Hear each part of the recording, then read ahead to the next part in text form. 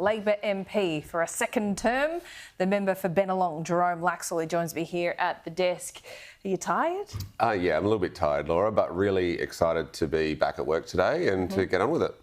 So, a second term, one that you were thinking perhaps you weren't going to get. I spoke to you at the very start of this campaign. It was day one, it was Monday, and you told me right there in Lane Cove that you needed to actually get a swing to you of 80 more votes. On the final count, what do you think that's likely to be? A few thousand? It's currently around 17,455. Not that anyone's counting, Laura, but we expect that to come down as postals come in. 9.5% margin at the moment, so probably settle around 7 or 8%. Which is higher than I thought. I always was quietly confident to back myself enough to get there, but to get to those numbers is pretty humbling, to be honest, and means that I've got a lot to do over the next 3 years. What do you think it was? A number of things. I think, Peter Dutton and some of his policies were a big factor. You then go down to the local contest, and that was a big factor as well.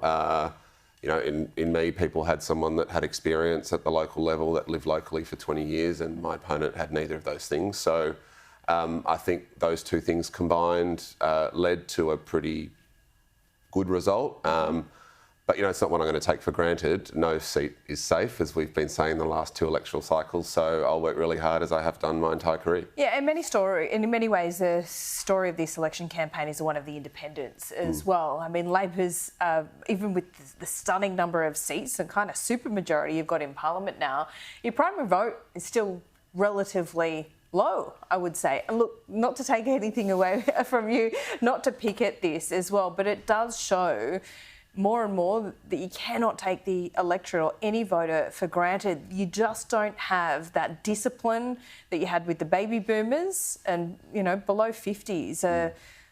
They seem to be all swinging voters at the moment. Absolutely. I mean, you've got to earn a vote, right? You can't expect it. You've got to earn trust, and you do that by delivering for a community, turning up, answering questions, and that's something I've been doing since the day I was first elected as a councillor.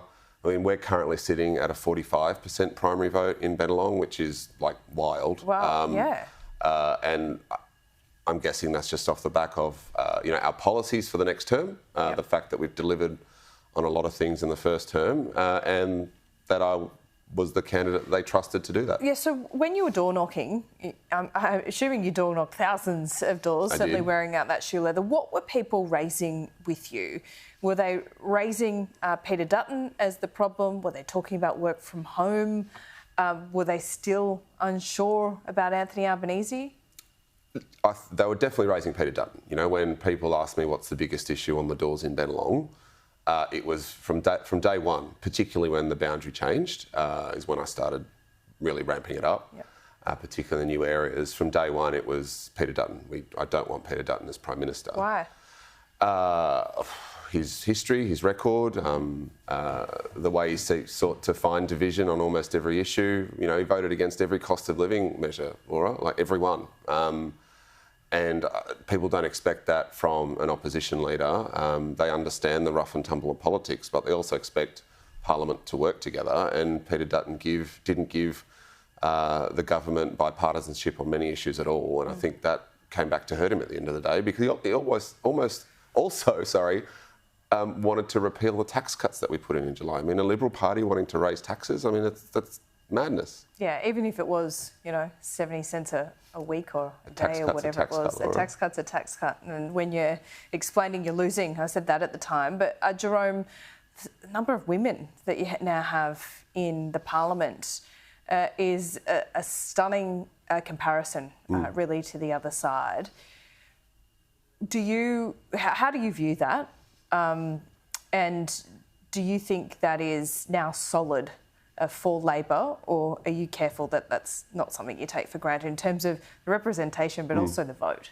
You mean the representation in the Parliament? Look, it's something we're all really proud of in our party, because it's not by chance or circumstance. It was because 30 years ago we changed the rules in our party to ensure... Was it that long ago? I think so. 20 or 30 years ago we celebrated a big milestone this year. I can't remember exactly which one. We changed the rules in our party to have quotas, right? And that's delivered us where we are today. Last term was 52% of the caucus was female, which is representative of our community, and that's our job, right, to be representative of our community. So we're all really proud of the fact that we made that change up against fierce opposition back in the time, and it's delivered the result we have today, where we are a party and a government that represents the people that that live in Australia, and that's a good thing. What's your margin now, Jerome? Well, currently 9.5, Wow. which is crazy. It'll come down when postals come in. They're usually a bit tighter, so it'll settle around 7 or 8, and that's more than I expected. So, lots of work to do. It's something that's pretty humbling, and I won't take it for granted. Jerome, great to see you. Thanks for giving us your time this morning after a long campaign. I appreciate that. Cheers.